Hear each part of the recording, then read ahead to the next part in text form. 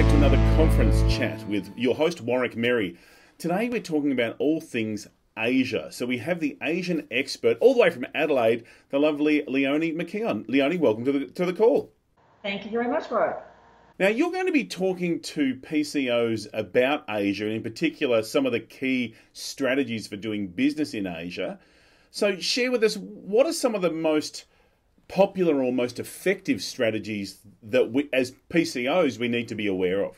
Chinese negotiate through 36 Chinese strategies. It's really the basis of Chinese thinking. And just to give you a background, a really brief background of these strategies, they're like idioms. So, like, don't cry over spilt milk. You know, wait leisurely for an exhausted enemy. That kind of thing. Now, they sound, they may sound really cruel, but they're not, because they're actually they're codes into the culture. Like, don't cry over spilt milk doesn't mean that someone's standing there crying with spilt milk. It means something else. So I'll give you an example. For example, wait leisurely for an exhausted enemy. Okay, now what does that mean? All right, that means that you might be going to China, okay, and you get off the aeroplane and your contact picks you up at the airport, as they do, all very hospitable, and you're in the car going to your hotel, possibly out for dinner, and your contact says to you, Warwick, when are you going back to China? When are you leaving China? When are you going back to Australia? And this might be Thursday, let's say, and your flight's leaving, let's say, the following Wednesday morning. And you politely say, as you would, oh, my flight leaves at 8 o'clock Wednesday morning. Well, you have just given the time and the place for battle, which is Tuesday night. So you have given your Chinese contact the exact time to exhaust you. So you may be, going for a price or in some kind of negotiation, and you remember you're always the visitor. So being a visitor, you really need to conserve your energy.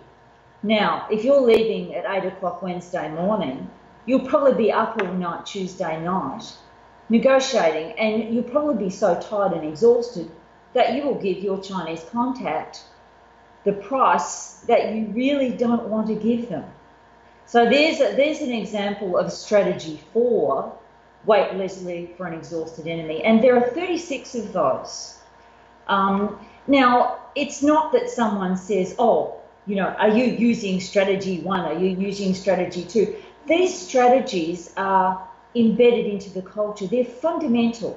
So if you said to a Chinese person, do you know about the 36 strategies? They would go, of course, because it is so fundamental to the culture, just like we have idioms.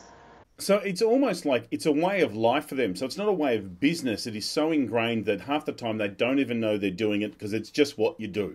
Just like, don't cry over spilt milk. We don't even know we're thinking that way. And so do they apply these idioms even if they come to Australia and want to do business over here? Are they applying the same things, or are they aware of, say, our don't cry over spilt milk, and they're trying to adjust to us?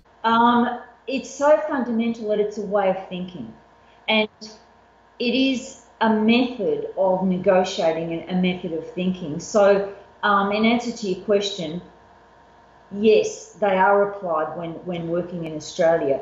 And it may not be something that you pick up. And, don't get me wrong either. These are not nasty. They're not horrible. They're really clever.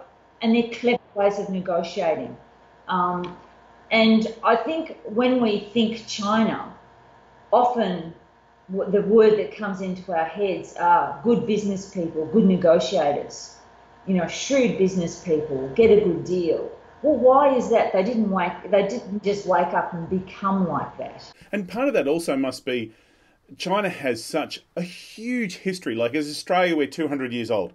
They are thousands of years old. They've been negotiating with people across the Silk Road for years. So naturally, they've developed these skills over centuries. Well, actually, these strategies have been developed during the warring times, which was, a very, very long time ago, when the provinces were fighting, and And so they're not actually written by any exact author. They were put together and they're derived from The Art of War. Now, the thing is, many people have read The Art of War because it's one of those books that, you know, appears in business courses but what I found was that many people had read it, like myself, many years ago, about 3 times, and I had no idea what it meant. So what I've done is just like wait leisurely for an exhausted enemy. Now, if I just said that to you, you'd go, yeah, what does that mean?